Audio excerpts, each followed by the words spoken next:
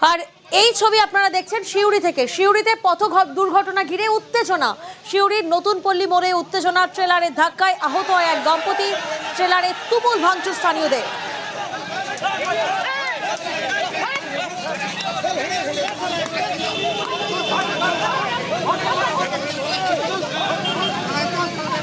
যে ছবি এই মুহূর্তে আমরা দেখছি, অবরোধ তুলতে লাঠিচার্জ পুলিশের, বেশ কয়েকজনকে আটক করে পুলিশ। প্রতিনিধি সুপ্রতিম এই মুহূর্তে আমাদের সঙ্গে রয়েছেন। সুপ্রতিম, এই মুহূর্তের ঠিক কি পরিস্থিতি কি সামাল দেওয়া গেল?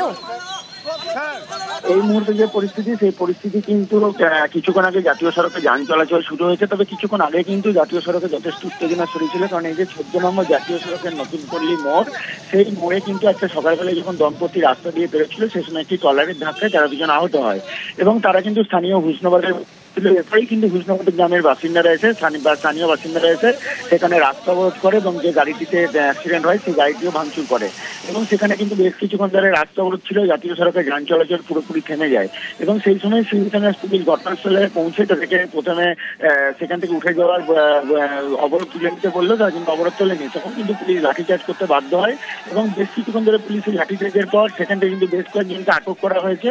তারপরেই কিন্তু জাতীয় সড়কে যান চলাচল শুরু হয়েছে এবং যারা আহত হয়েছে তাদের কিন্তু সিউড়ি সুপার স্পেশালিটি হাসপাতালে চিকিৎসা চলছে। বেশ,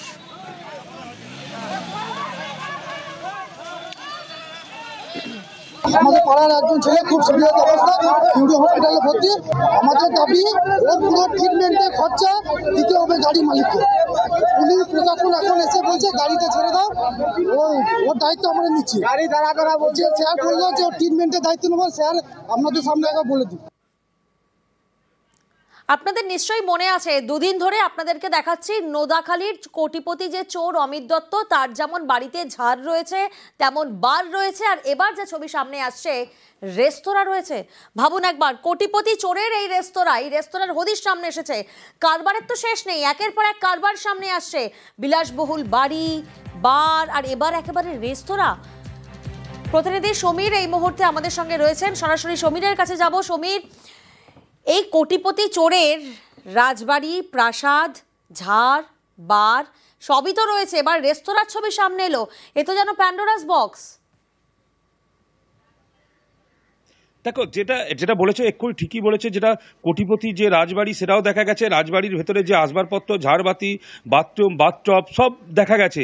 এরপরে আমাদের কাছে আস্তে আস্তে যখন আমরা এলাকায় ঘুরি, তখন এলাকায় জানতে পারি নোদাখালী থানা এলাকায় বাওয়ালি শখের বাজারের কাছে একটি রেস্তোরাঁ আছে। যেরকম রাজবাড়িটা 3 তলা ছিল, এই যেটা হোটেল অ্যান্ড রেস্টুরেন্ট, এটাও 3 তলা। তার মানে ওই জায়গায় যে শখের বাজারে, যে বাওয়ালি শখের বাজারের কাছে 3 তলা হোটেল, যে হোটেলে যেরকম কলকাতা শহরে যেরকম হোটেল হয় সেই রকম টাইপের একটা হোটেল। যেরকম গ্রামবন এলাকা, ওই এলাকায় ওরকম হোটেল চলে না, কিন্তু ওই হোটেল 1-1.5 বছর আগে এটা চালু হয়েছিল।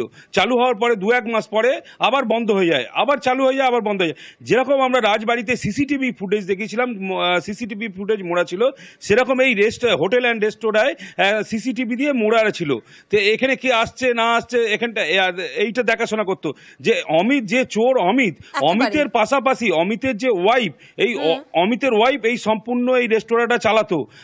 এনার এতই প্রভাব ছিল যে কেউ ওনার বিরুদ্ধে যদি কোনো কথা বলতো, কিংবা কোনো প্রভাবও যেমন ছিল তেমন সতর্কও ছিল এই চোর। তাই তো রেস্তোরাঁর চারিদিকে সিসি ক্যামেরা।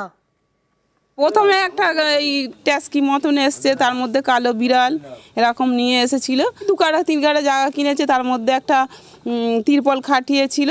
এইটুকুনি দেখেছি। যে এখন যে এরকম সিস্টেম আমরা কোনোদিন দেখিনি। ভিতরে যে এত কিছু জায়গা, কিছু এই বাথরুম কিংবা ঝাড়বাতি, ডাইনিং টেবিল ফেবিল, এরা জীবনে আমরা দেখিনি। কি করে জানবো যে এরকম এর ভিতরে যেরকম চলছে?